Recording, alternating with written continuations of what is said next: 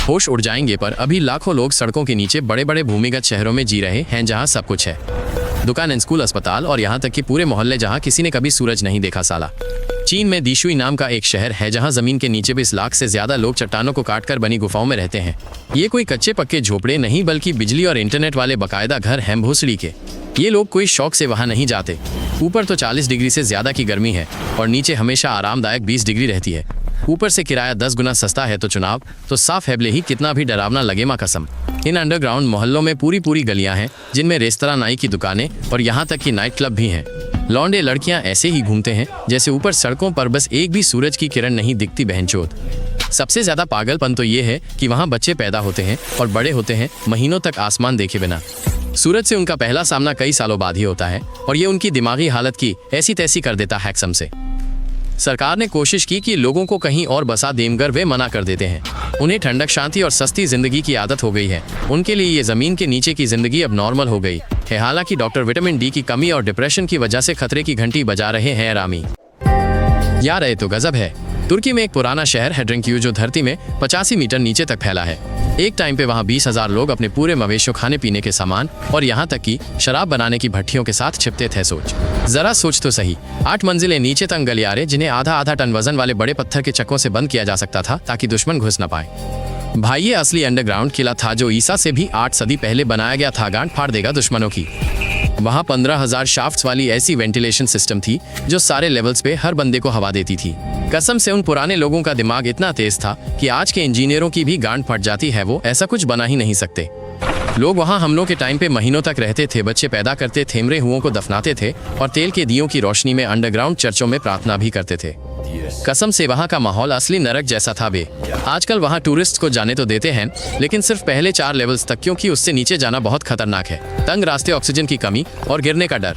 पर पहले साले वहाँ पूरे एक शहर की पूरी जिंदगी चलती थी। सोच, साइंटिस्ट्स आज भी सर खपा रहे हैं कि इसको किसने और इतना बड़ा क्यों बनाया था। थ्योरीज की गांठ फटी पड़ी। यहाँ पर एक बात पक्की है, माइनस ये पुराने जमाने का सबसे बड़ा अंडरग्राउंड शहर है और भाई ये सच में मौजूद है। क्या बवाल चीज है यार। कनाडा के मॉन्ट्रियल में तो जमीन के नीचे पूरा का पूरा एक शहर ही बना डाला है। 12 वर्ग किलोमीटर में फैला 33 किलोमीटर सुरंगों वाला, जहां रोज के 5 लाख लोग रहते और काम करते हैं।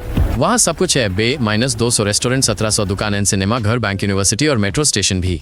लोग हफ्तों तक बाहर नहीं निकलते, खासकर सर्दियों में जब साला -30 से भी नीचे तापमान चला जाता है। इस अंडरग्राउंड भूल भुलैया को रेजो कहते हैं। 60 रिहायशी और ऑफिस की बिल्डिंगों को जोड़ता है। मतलब अतु जी काम कर, मजे कर और बाहर झांक ही मत। कनाडा की इस ठंड में तो ये साला वरदान है। सर्दियों में तो वहाँ भीड़ ही भीड़ होती है क्योंकि ऊपर बर्फीले तूफान और भयंकर ठंड होती है जिसकी वजह से तेरी गांठ फट जाए, और नीचे एकदम गर्मी, आरामदायक माहौल। तू टी-शर्ट में आराम से शॉपिंग कर सकता है, कुछ भी जमने का डर नहीं। सरकार लगातार इस अंडरग्राउंड शहर को बढ़ा रही है, नई सुरंगें और बिल्डिंगें जोड़ रही हैं। तो 20-30 साल में वहाँ 10 लाख लोग आराम से रह सकते हैं और ये सभी ठंडे देशों के लिए तो नॉर्मल बात हो जाएगी। सबसे अजीब बात तो ये है कि लोग सच में भूल जाते हैं बाहर का मौसम कैसा है। शाम को घर निकलते हैं और जब दिन में शुरू हुआ बर्फीला तूफान देखते हैं तब उनकी गांठ फट जाती है क्योंकि वो अंडरग्राउंड कैफे में बैठे थे और भोसड़ी के उन्हें पता भी नहीं चला। भाई क्या चूतियापा है बे। ऑस्ट्रेलिया के कूबर पेडी में 80% लोग जमीन के नीचे पुरानी ओपल खदानों में रहते हैं। ऊपर गर्मी में तापमान 50 डिग्री तक पहुंच जाता है माँ कसम, जो बिल्कुल भी बर्दाश्त नहीं होता। लोग सीधे बलुआ पत्थर में अपने घर खोद लेते हैं जहां बिना एस बड़ी ई के हमेशा 25 डिग्री का स्टेबल तापमान रहता है। बिजली भी ना के बराबर चाहिए होती है और ये ऊपर एक नॉर्मल घर बनाने से कहीं गुना सस्ता पड़ता है भाई। इन गुफाओं में सब कुछ मिल जाएगा, बेडरूम और सोई टीवी वाले लिविंग रूम। कुछ तो इतने कलाकार हैं कि स्विमिंग पूल और पूरे लग्जरी अपार्टमेंट तक बना डालते हैं। माइनस यारे तो किसी साइंस फिक्शन फिल्म का सेट लगता है। वहाँ तो जमीन के नीचे चर्च और होटल तक ठुके पड़े हैं। टूरिस्ट खासकर ऐसे होटलों में रहने आते हैं फील करने की उस पत्थर की गुफा में सोना कैसा लगता है जहाँ पूरा सन्नाटा और घनघोर अंधेरा होता है। दिन में तो शहर एकदम मुर्दा दिखता है, सब अपनी बिलों में उस नरक जैसी गर्मी से छिपे रहते हैं।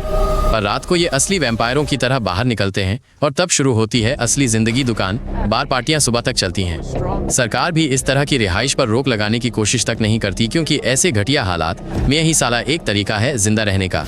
इसलिए कूबर पेडी ऑस्ट्रेलिया का ऑफिशियली अंडरग्राउंड शहर बन गया है। मेरी तो गांड फट गई ये जानकर कि बीजिंग में जमीन के नीचे शीत युद्ध के टाइम के बम शेल्टरों का पूरा जाल बिछा है, जहां अभी करीब 10 लाख गरीब मजदूर कौड़ियों के भाव घटिया से घटिया हालतों में रह रहे हैं। ये बंकर न्यूक्लियर वॉर से बचाव के लिए बने थे, पर अब इन्हें सस्ते घरों की तरह किराए पर देते हैं। सोचो, बिना खिड़की के 4-5 वर्ग मीटर के कमरे, हर फ्लोर पर कॉमन टॉयलेट, शावर, 90% से ज्यादा नमी और दीवारों पर तो फंगस ही फंगस है भनचोद। लोग वहाँ $30-50 महीना देते हैं, जो नॉर्मल किराए से 10 गुना सस्ता है। उनकी कोई चॉइस ही नहीं है भाई। पूरा दिन ऊपर काम करते हैं और इन सीलन भरी गुफाओं में चूहों की तरह सोते हैं। क्या जिंदगी है यार। सही वेंटिलेशन की माँ का भोसड़ा हवा घुटी हुई है वहाँ। पूरे कॉरिडोर में बस 2-4 बल्बों की रोशनी है।